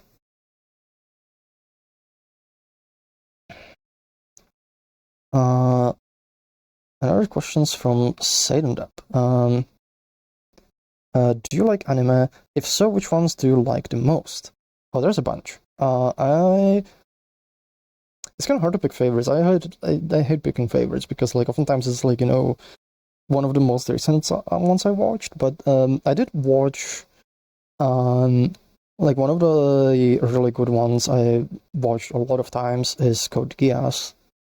That one's like a whirlwind. It's 50 episodes. But actually made some more, but some kind of follow-up movie. But there's 50 episodes, and each episode feels like a whole series. There's so much that happens, so many twists and turns, but it's a lot of fun. I also Death Note. That's tangentially related. That's a really good anime too. Attack on Titan. That's another good one. One Punch Man. The first season. The second season's kind of weird. There's a bunch of others. I always have to look stuff up because I kind of forget which ones I'm actually watching. But those are definitely some of my favorites. Let's see. Sarah, do you have any yourself?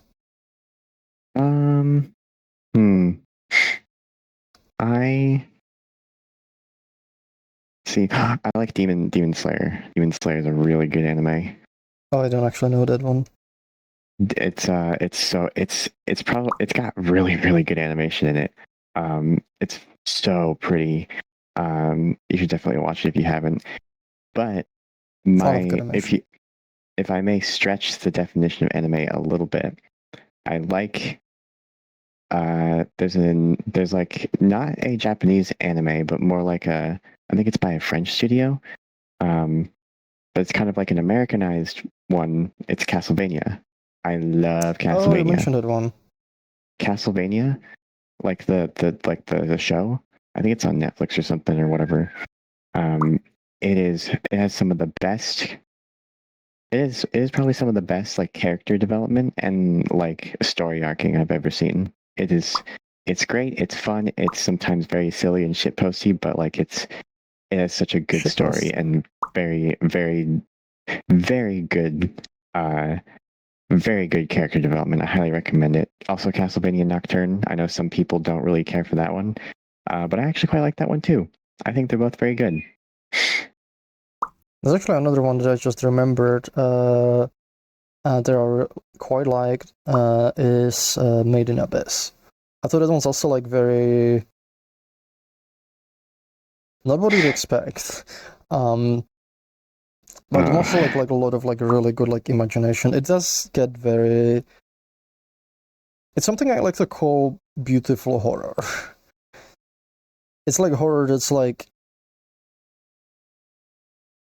doesn't do it's not that more typical kind of scary thing where it's dark and gloomy and sharp. It's pretty, but it's also scary. It's disturbing. It's but it's scary good. enough that I'm not gonna watch it. It's really good. The imagination on it, some of the both also the intrigue of it, and also a lot of the environments. I actually have some of it saved.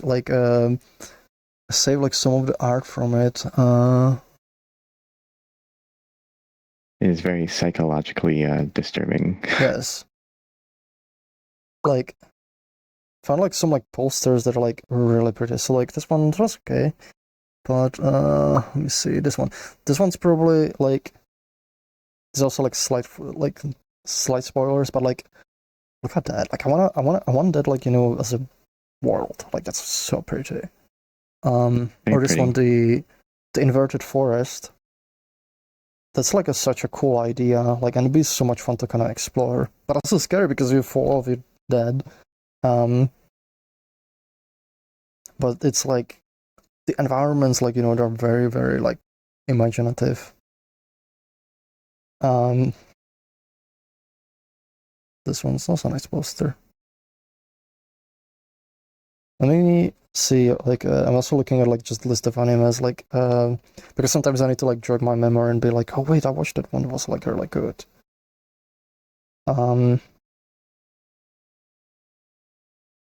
I did watch like a bunch of like others, but like I wouldn't say they're my favorites. Actually, question is this extending to movies? Because we're also going to include movies, then I definitely want to mention number of Hayao Miyazaki ones. Like, you know, like probably the most favorite one is like a Howl's Moving Castle. Spirited Away is like also great. Like I mean, you can't really go anything wrong with Miyazaki. Nausicaa's and Valley of the Wind, that was a really cool one. Actually, it was, I think, the only time like it did really sci-fi, and I kind of wish it did more because I love like the imagination and the world like building and, you know, visuals of that one. Also Akira, this classic. I kind of like. Actually, I have to kind of watch it again, like Ghost in a Shell.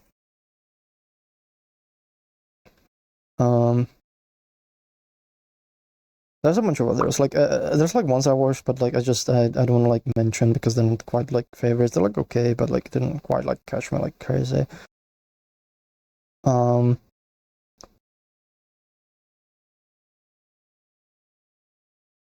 I think it's it for like for the favorites. There's probably like some others like I could like remember, but I feel sure it's good. Let's spend enough time on this one. We got 20 minutes left. Oh boy, like it's already that time. Okay. And there's not too many questions, so we're good. But yeah, we're getting towards the end. So, ask your questions now. They might not be answered.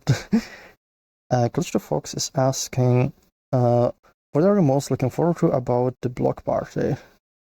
I don't know. Maybe just seeing like, you know, all the stuff people make. Yeah.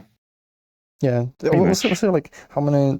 There's actually one thing like, well, actually I don't want to mention it because I don't want to like give anyone unfair like advantage thing. But yeah, I'm just kind of excited for what people are going to be doing. Darth Vader's going to be there. Huh? Oh, sorry, spoilers. Oh my god! Yay! Thank you. I should mention Darth Vader more often. Yay!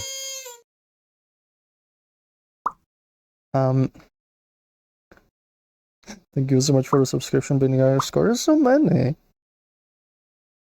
We haven't even said, like, you know, like we already promised the author thing, and then like we didn't have like time to set it up, and like now it's we have to figure some stuff out, but we appreciate it.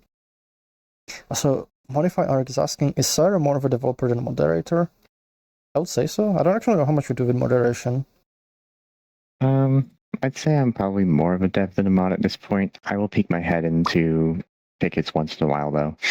So I still do it occasionally, yes.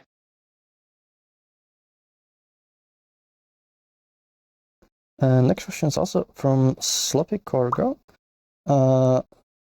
Of course, keep working on your game to completion first, but I was wondering what your plans are for helping Resonite grow in the future. Any advertising plans or things like that?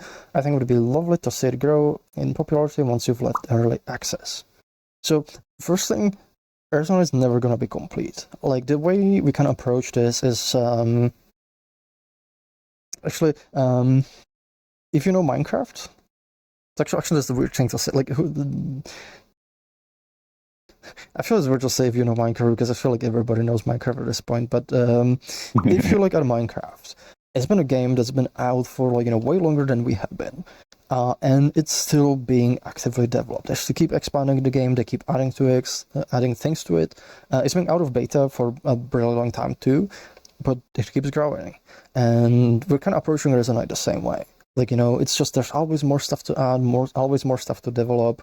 Like, this is not ever gonna be complete. It's just like one of those kind of, continuous projects. At some point we're gonna hit like, where we're gonna be like, okay, we're out of early access, things feel polished enough, where we kind of like proud of like, like where the state of things. But we're gonna keep improving things. We're gonna keep adding more stuff and so on. For advertising, because we actually had the big performance update, we've actually started doing advertising. You might have, if you check our official Discord and the announcements, there's actually 2 videos that just released by some YouTubers and some influencers that we have sponsored, and we have a bunch more coming. So we are essentially doing things right now to sort of help promote the game, make people more aware of it, because that helps us grow. It helps us get more support, and the support in turn helps the development, because we are like majority of our income is like coming from the community right now, and that's what lets us like keep focusing in making this game for the community. And we kind of like, we want to kind of keep it that way, and like doing the advertisement that kind of helps bring in more people and with that more support.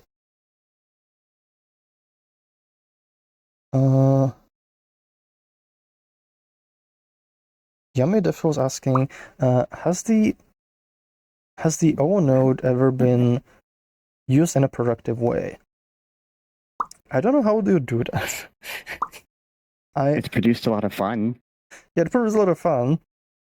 I don't think that's productive. I mean, it helps. Fun helps with productivity, so maybe it's productive for fun. It's productive for fun. Yes. You also get Glitch Fox. Are you saying attaching it to your friend's face isn't productive? Depends.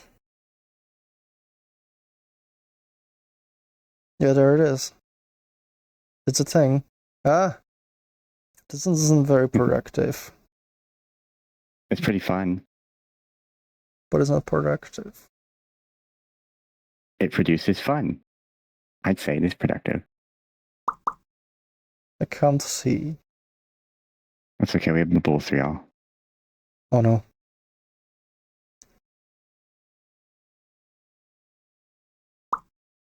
So we have 12 minutes left, well-ish. So ask more questions. We still have a bit of time. Why are strings objects? What if an IARC is asking, why are strings objects? Oh, I'm gonna move this here. It's because like they're of variable size. So generally in C# and also in like other programming languages, anything typically types that like end up like being variable size, they tend to be allocated on the heap rather than on the stack.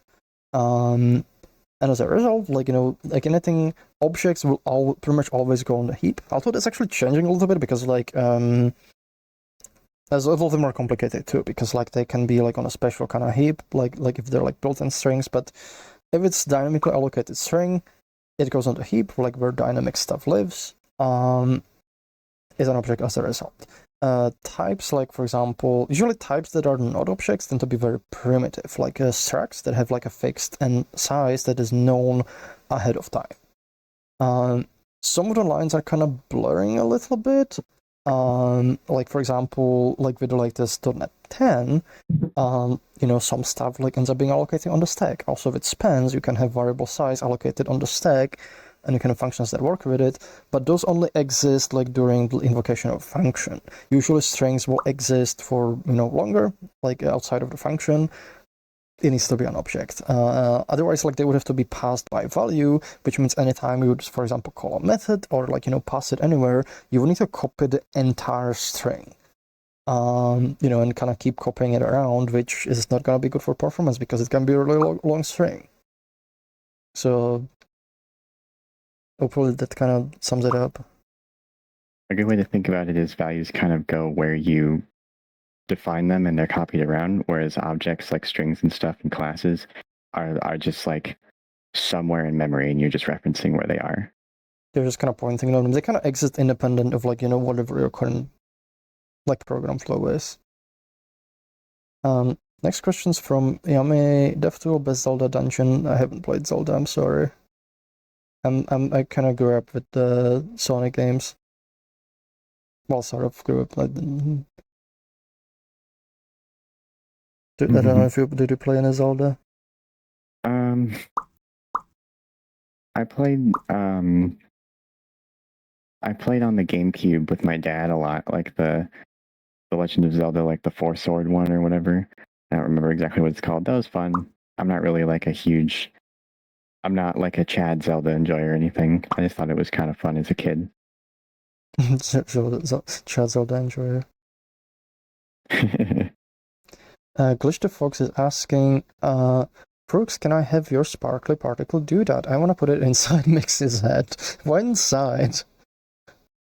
This thing actually, it should be, I think it's in Gearball's folder. Let me check. So if I go Resonite Essentials, assets, is it assets? No, it's community share folders, Gearball's Toy Shop. Is this it? Yeah, shareable trigger particles. Yep. So you can find it there. Let me actually, should I show it on camera? If I go third person, and I'm gonna render private UI, and I'm gonna open Dish.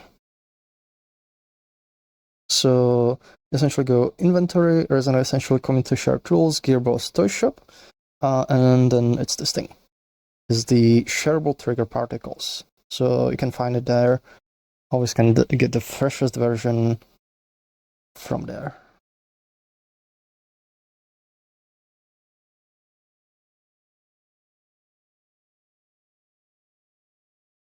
Oh wait, the cameras. There we go.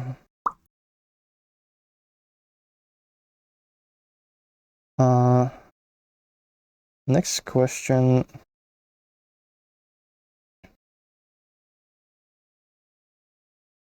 Sloppy Corgo is asking us people, what is one what is one interesting thing you'd like to share about yourselves to get to know you? I don't know. For me, we're goobers. We're very silly people.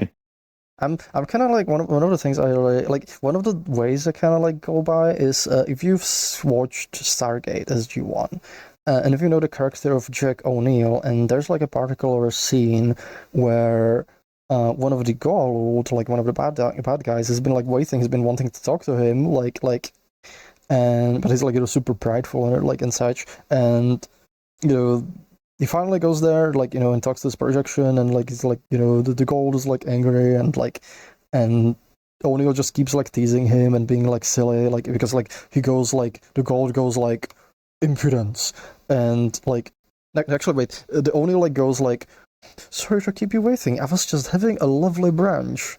And I might be missing maybe lunch or something, I don't remember exact, but it goes like that, and the Goa'uld goes impudence, and O'Neill's no, tuna. and then the attack, and then the ball, he go the Goa'uld goes, you can't be serious, and O'Neill goes, I can, I just choose not to most of the time. And it's kind of how I am a bit too. So yeah, here's a little bit. I mean, I know I'm in desktop mode a lot, and I kind of I can kind of look a little stoic sometimes, or maybe I seem like a little disinterested. But I'm a pretty cuddly creature. If you the one big thing to really get on my good side is ask before petting my face. That's all I want. If you do that, you'll have earned the world in my book. But what if we pester your face? Then I'll bite you. I'll eat your fingers and shit. I actually have a tool for pestering. I have made a tool that automates pestering. I'm vicious. I bite. You can buy the tool. Does why I made the tool? I'm like a little bear weasel. I'm looking for the tool right now. I don't actually know where I saved it. Actually, it might be in my weapons folder. Is it in weapons folder? Why would I put it in the weapons folder? Probably haven't. I don't know where I saved it. Or maybe it's in tools. Did I actually save it in tools? Oh, I did save it in tools. There we go. Look, this is my pestering tool. Is this pestering you? The wiggler component was a mistake. Is this pestering you? I don't know, Froox. I don't know, Froox fucking is pestering you.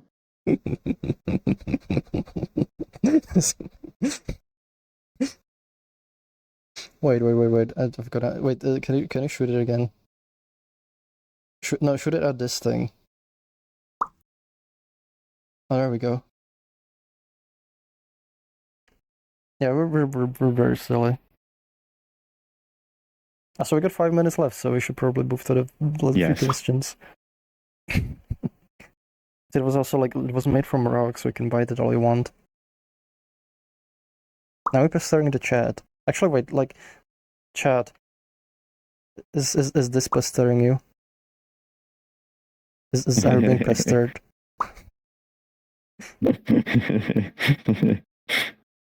Hopefully this answers the question. Ooh. Yami Def was asking best Sonic Casino. Ooh. That's a difficult one. I mean, the one I think of is like, the first one I think of is like the one from Sonic Adventure, but also that one's kind of pain a bit. But then I think of like the Sonic Heroes one, but also that's kind of pain a bit. I would say it's just the casino in Sonic 2. I'm gonna go with that one. That one's pretty good. Ish. That's satisfying sound effects. Modify arc. Does Froox have unlimited storage since the owner? I'm technically I can assign whatever storage I want. It's actually not unlimited, it's not programmed into the system, so like I do have like a limit. I currently have it set to terabyte. I'm not using like 30% of it, so I mean ultimately the company has to pay for it, so it's not free, but like, you know, like technically I can assign like whatever, but like if I wanted to store huge amounts of data, like I probably won't, because like, you know, like we have to pay for it, so. Next question's from Qualitorium. Aside from mods, now that we're post-splitting, are there any performance profiling tools that can be run as end user, for extension or Resonite, to figure out what's slowing down the world and using a lot of RAM? You could try attaching some other like profiling tools for like .NET. I don't know actually if people have tried that. We do want to like integrate like more stuff, like, you know, like Tracy and stuff. So there's gonna be more stuff in the future, but you could try those tools as well. I don't know how well it works with just like, you know, builds, but it might be worth a try. Tracy. There's some questions within the chat.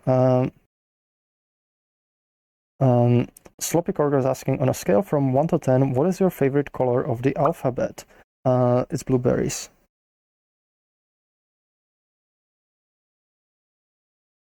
Next question's from Qualitorium.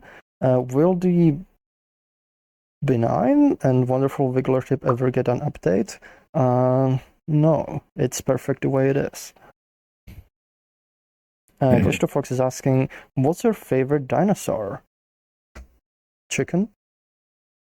I don't actually. Yeah, I don't know. I mean, let me answer that question in a form of a 3D scan. We have 2 minutes left. Yep, I'm looking for it. Hurry up! Is this it?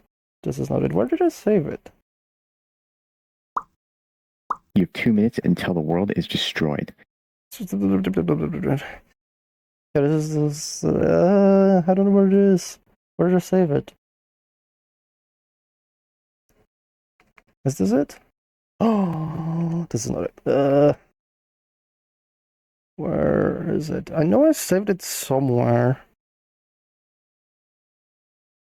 but now I don't know where.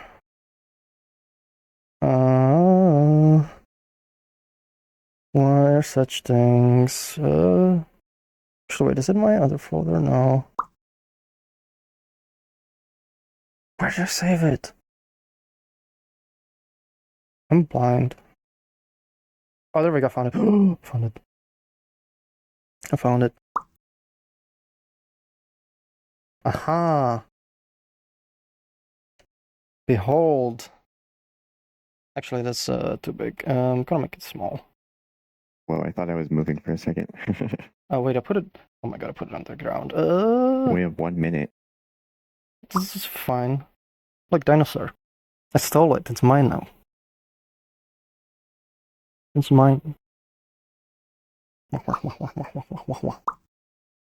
It's Big Mike from the Museum of the Rockies in Bozeman. How'd you become a yellow fox? I spawned. Let's see. We have no more minutes. So something terrible. Is there any plan for? There is some, but not enough time. Sorry, I'm sorry. We're over time, so you have to save your question for next time. Actually, there's still gonna be next time because I'll be traveling. And then I'll also be traveling. And also there might not be resonance for a bit. Yeah, BLFC's coming up. Yeah, BLFC is coming up. Yeah. So anyway, thank you very much for watching. Thank you very much all for all the subscription, especially video underscore. And thank you all for the questions. I hope like you kind of enjoyed like listening to our rambles about them. Thank you for supporting Resonite, whether it's just like through being part of the community, participating like in things cool, like making cool content, or whether it's supporting us, through like financially, ideally on Stripe or on Patreon. If you're on Patreon, please consider switching to Stripe because Stripe, we get like about 10% from the same amount of money, so we actually get more from it. Let's go to the payment processor, so that helps us a lot too. But whichever way you support us, that helps a lot. Even like stuff like on Twitch, thank you so much. Like that, all of that kind of goes like to development and running this platform. I'm gonna check if there's anybody to raid. Might forward you to somebody who's streaming Resonite. So if you're a streamer, this is a perfect time to stream because we will raid you. Let's see, anyone streaming Resonite? There's... Ooh, Grand is actually working. It's like... Wait, is he... He's working on a plugin. Actually, no, this is... It's giving me errors. I don't know if this is working. I'll try the Grand thing, but like it's kind of erroring out. It looks like it's working on a Resonite plugin, so that's the one thing I can see. So worst case, like it's gonna give you the error and it'll go away, but let's try. So right, Grand UK. Let's see. Enter. Okay, is that it? So thank you everyone, and we'll see you at some point. Like keep an eye on the Discord. There might not be very like I think very unlikely resonance like next week. I thought I might do it maybe from hotel, so maybe we'll see. We'll see how like stuff goes. And definitely like definitely not the week after because there's BLFC, and then the next week I'll be like about to be traveling away, so it might also not be resonance. So it might not be for like 3 weeks, I think. But anyway, say hello to Grant and thank you for the questions and everything, and bye. Bye Bye-bye. and stop.